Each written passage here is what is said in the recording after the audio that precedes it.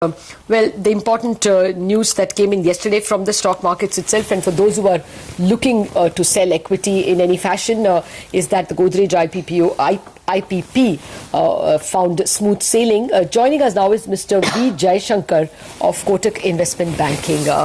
Jaishankar, thanks much. Well, before I come to the response to Godrej in particular, would you say that the process itself has been smoothed out and now investors, or rather issuers, have a fairly efficient route to sell equity? Yeah, I would agree with you. IPP was being used by us for the first time, and we did put in a lot of homework for the last 1 or 2 months to ensure that everything that we could possibly foresee as issues are all well sorted out from a process standpoint, and we are happy to see that the transaction got completed successfully. Mr. Jaishankar, I actually just wanted to come down to the difference between the IPP and the auction route, because we do understand, we spoke to a couple of bankers post the auction process for ONGC, and they said that there were a lot of glitches that took place.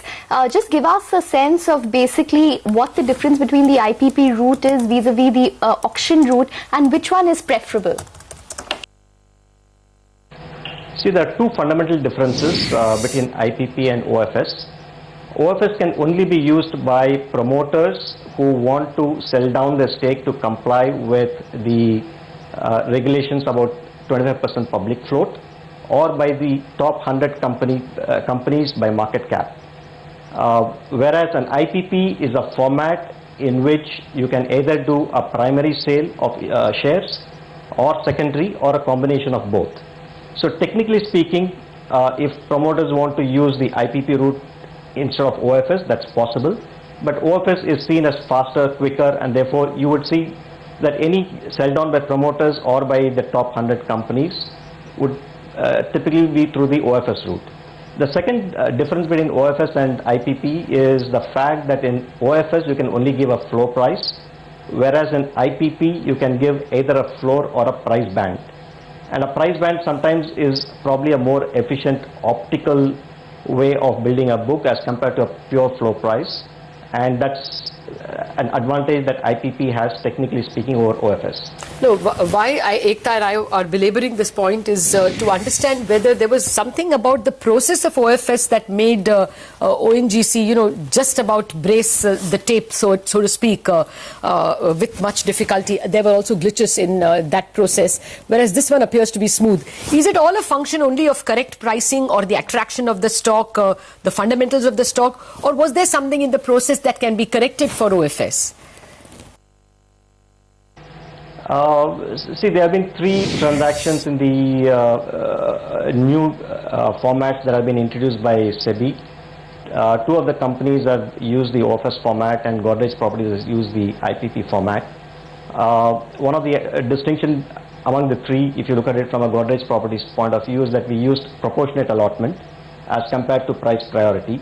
Investors typically prefer proportionate over price priority because there is certainty of allotment as compared to price priority. So that was one thing that we were very, very conscious when we were discussing with the company, and that really worked in our favor. The actual issue, if you were to ask me for price priority from an investor standpoint, is I don't think investors like to play, from their point of view that is, they don't like to play blind, especially when you have to give a 100% margin. So if you have a price priority, it will work, provided there is no 100% margin. But if you combine price priority with a 100% margin, there are probably a set of investors who think that it's not really working in their favor to participate. And there is also the foreign exchange exposure if you don't get any allotment. For example, you can lose probably 1 or 2% just by blocking in the money and taking it back. So these are issues that probably will have to be worked out with the regulators as well as the stock exchange to see, can price priority be used without a margin, but margin also has some issues as far as risks are concerned, which regulators today are not comfortable. So we'll have to fine-tune that process. Okay. There is still a lurking doubt that both Wipro and ONGC kind of struggled with their issue, whereas the IPP, the Godrej one, was very smooth. Was the appetite excellent? Would you think that there was appetite for more? Yes, the company and the bankers set out a very clear objective as far as Godrej Properties IPP was concerned, which was one, get a very good mix of FIIs, life insurance companies and mutual fund. Two, get a good mix of both existing investors as well as new investors, so that you broad base the investor base, given that you are trying to get the public float down to 25%.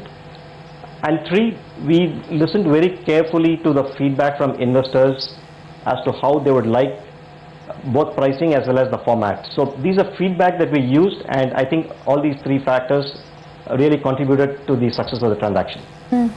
Actually, one of the key points which was risen, Lata, by a couple of bankers was that the timing issue. So American bankers actually couldn't subscribe to that 3:30 p.m.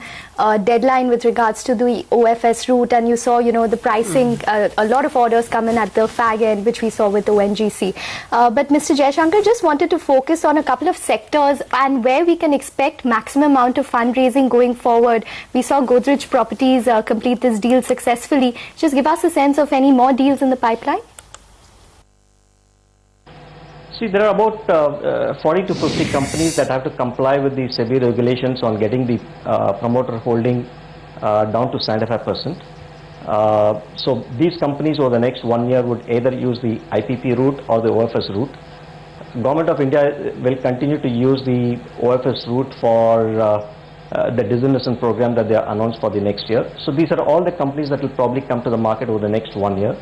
In addition, of course, there would be companies trying to tap the market either through the IPO or the QIP. Having said that, I would say that investors still have concerns around India's structural growth, India's fiscal issues, etc. So while this market is liquidity driven and we will see a fair amount of liquidity coming into India, there still continues to be concerns around the overall growth of the economy, and therefore, while there will be a clear pickup in the primary market activity in the current fiscal year as compared to the previous fiscal year, you will probably find shorter windows of opportunity for tapping the primary market, unlike what we saw 2 years back. So bankers and companies need to be very swift, very quick to tap those windows and get transactions done.